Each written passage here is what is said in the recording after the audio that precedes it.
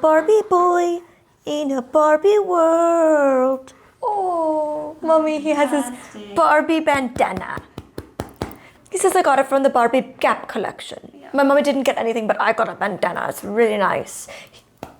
God, he's so cute.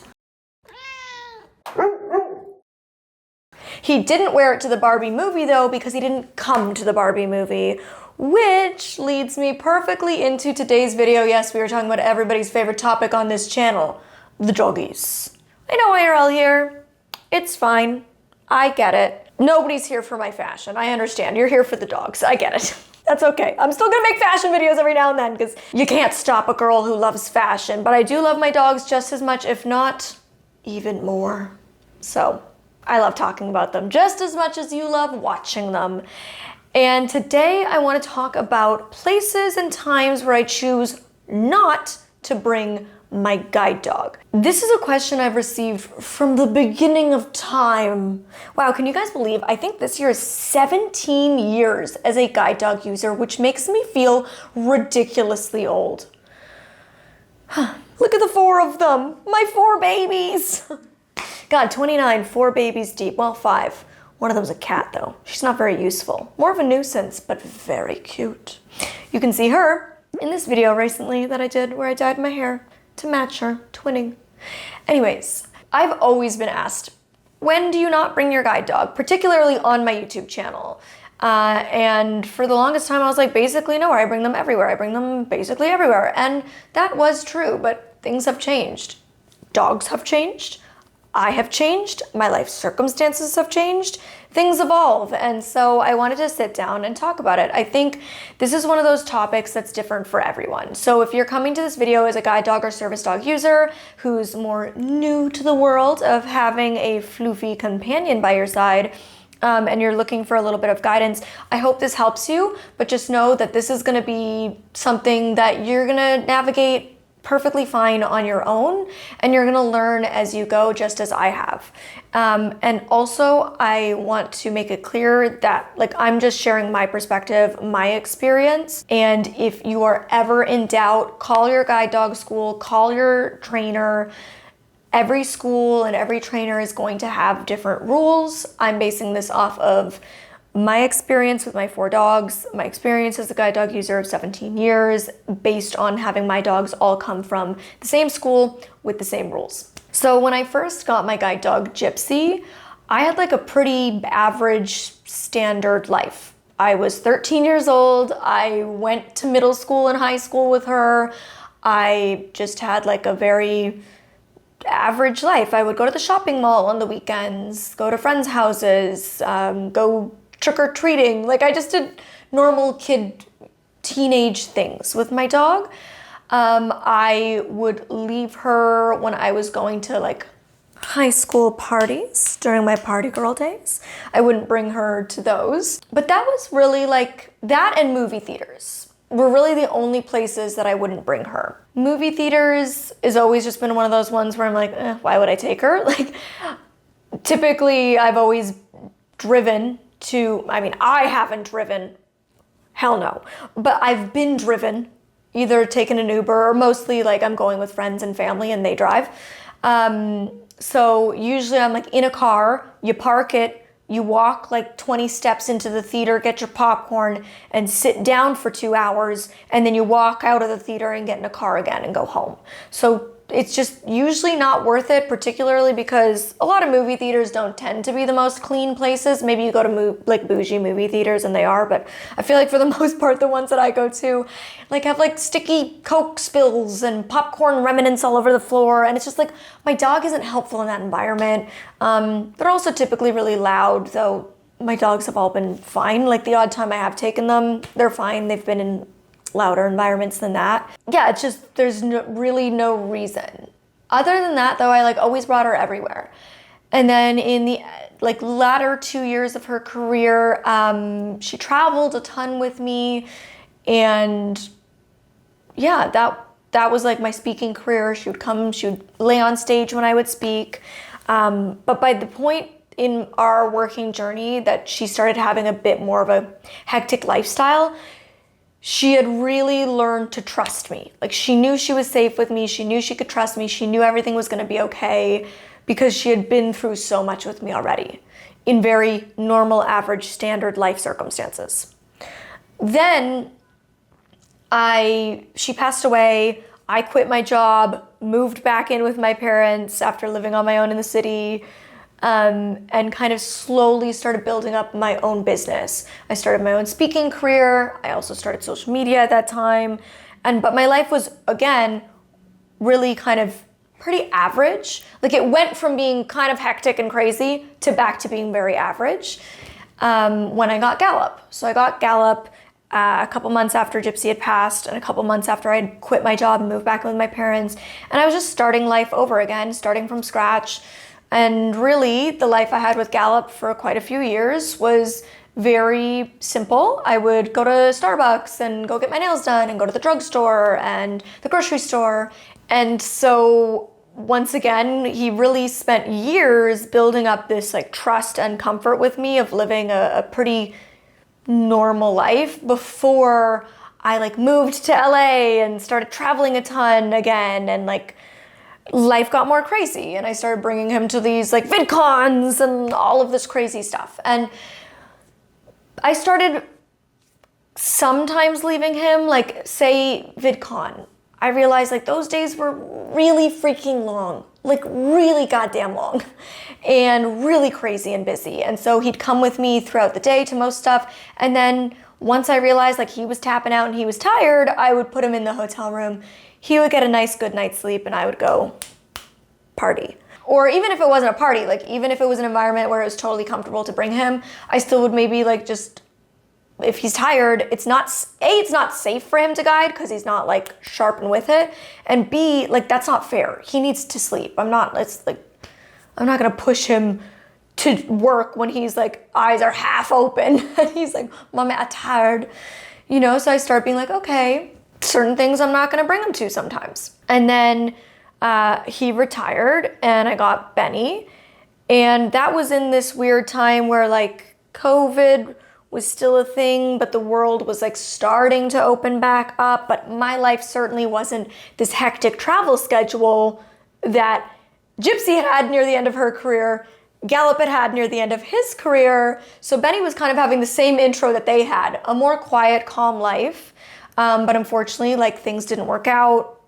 If you don't know, you can go watch videos about that. And so I only had him for 8 months. So he never really got to the point in my life where it started to get hectic again. And I got Elty. Elton then came into my life at a time when it was a little hectic. Like he was the dog that got most thrust into kind of a busy lifestyle. And frankly, had I planned and prepped and known I was going to be getting a new guide dog, which I didn't, I wouldn't have had so many things booked. I would have structured and scheduled my life in such a way that he was having a more slow introduction, because I really do feel like you need to build that bond and build that trust before thrusting them into such a hectic lifestyle. Now, I understand that majority of people do not have a lifestyle that is like mine. My lifestyle and my career are quite unusual. It's definitely a lot busier and more unique environments and more busy go than most people. But I've definitely kind of felt and learned that like before I thrust my dogs into that lifestyle, it is important for them to have a significant amount of time with me where it's more calm. So he definitely had the hardest like transition from training to life with me. And I was going through a lot. I was going through a lot emotionally. I was also very, very sick. I talked about some of the stuff I was going through in this video that I did near the end of last year.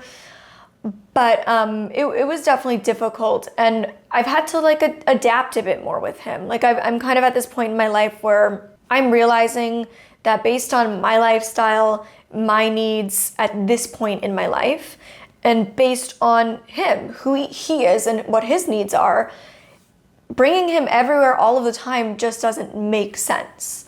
Another thing that's different about Elton is like he's long-haired, so he does overheat more than all of my short-haired dogs. So it's like that's something that changes the dynamic of working with him. and I love him and I totally accept that challenge, and so it's worth it. It just means maybe he can't be out in the heat as long as my other dogs might have been able to. He's also, well, he's actually not bigger. I think planes are actually just getting smaller. Like, I definitely cannot be in economy seats with him. It does not work. He will not fit. The best I can do is book premium economy, but even sometimes then it's too tight. And also airlines changed their rules during COVID. I think it's partly because of all the fake service dogs on airplanes. Just another fun way fake service dogs have affected the lives of real service dog users. But they used to, if your dog didn't fit, like make every accommodation to move your seat, whereas now they won't do that. Like most airlines, if your dog doesn't fit in the seat that you booked, they just don't let you on the flight. And I can't take that risk because usually I'm flying for work. So that's something I have to take into consideration every time I'm traveling now as well. Now, I am personally of the belief that if you get a guide dog, you should be using your guide dog like well over 50% of the time. The majority of the time, the mobility aid you reach for should be your guide dog in order for them to keep up, simply to keep up their skills and training, and to make all of the money and time and effort that's gone into this dog actually worth it, right? When it could be going to somebody who is going to be using it a lot, right? So I certainly would say I use him like 75, no, way more than 75. I would say like 85, 90% of the time. But my previous guide dogs, I used like 99% of the time, 99.9% of the time. I almost never left them home. With this, like I said, due to just like different circumstances, period in my life, different dog, I do leave him home and choose to take my cane like a slight bit more often. And so I want to talk about like what those circumstances are and why and how I make those decisions in case it does help other people. So one example is I've just found myself going to the beach more in my life now than I ever did previously with any of my other guide dogs. And I don't bring him to the beach majority of the times that I go to the beach. So if it's like a cool day, I'm going to the beach for an hour, it's not very hot, I'll probably bring him if I know there's gonna be shade, the sand is not gonna be hot, and it's just like a quick trip. And he enjoys it. But if I'm gonna be spending like 2, 3, 4, 5 hours the whole day there, it's a hot day, it's very sunny, I'm not gonna bring him. It's not gonna be safe for him, it's gonna be uncomfortable. I'm not using him, I'm sitting on a beach enjoying myself or going in the water, which are two activities he's not actually gonna be helping me with. So in that circumstance, a cane makes a lot more sense for both his health and well-being and just my own needs. Another thing is I used to really try to structure all of my travel around being able to bring my guide dogs. And I travel a lot, but increasingly that's just becoming a bit more difficult. For example, when I went to Japan, it was just booked too last minute. A work opportunity came up. I've always wanted to go to Japan. I took it, and it was just too short notice for me to bring him. I had circumstances like that with Gallop as well. At times, like South Korea, I couldn't bring him. One time in London, we had like a last minute situation where we had thought we had done everything correctly, but the vet made a mistake and we couldn't bring him. But it used to be one of those things where I really would try so hard to only travel if I could bring my guide dog. And now I'm like, you know what? It's okay. Like, it's okay. It's gonna be fine if I can't bring my dog. Like, I don't have to miss out on opportunities or experiences because I'm disabled and have a guide dog. But I certainly still try to structure it to where I can, but I'm not as like high strung about it. If I, at this point, like with things having changed in the UK, like it was always hard to get guide dogs into Ireland and England, but it was still possible. Now, especially England, it's like, so hard to get them in from North America. So I'm at the point where I'm like, you know what? I just don't even think I'm gonna try for the UK. Like, I just don't even think it's worth the effort and energy for like a 1-week trip that I might take. Whereas before I'd be like, no, I'm gonna put in all the energy and effort to make that happen. Now I'm like, you know what? It's okay. It's gonna be fine. My dog can stay home. The world won't end. I can bring my cane. I think part of it is like I'm getting more comfortable and secure with the cane because I was forced to use it quite a lot more during my transitional period between Gallop and Ben. And just, my life getting more busy and hectic and realizing I should bring the dog when it makes the most sense. It shouldn't just be like, oh, I'll always bring the dog because I should always bring the dog. It's like, no, I should bring the dog when it makes the most sense to bring the dog because I actually will use him and need him and because it's healthy and safe for him. I hope that makes sense. Obviously, movie theaters, again, not gonna bring him. Bars, nightclubs, of course, not gonna bring him. Crazy loud parties, not gonna bring him. Super crazy jam-packed areas where I have to go sighted guide anyways because there is absolutely no capable possible way my guide dog can guide me, not gonna bring him. Just doesn't make sense. Why am I gonna bring a dog when most of the time he's gonna be in a heel position, not guiding me? Theme parks are somewhere that I never grew up going. I've only started going the odd time recently, and that's like a nuanced thing. I think there's certain times like I have in the past where I would definitely take him, and then certain times where I wouldn't. Really depends on the type of day I'm looking to have and also what type of day it is out.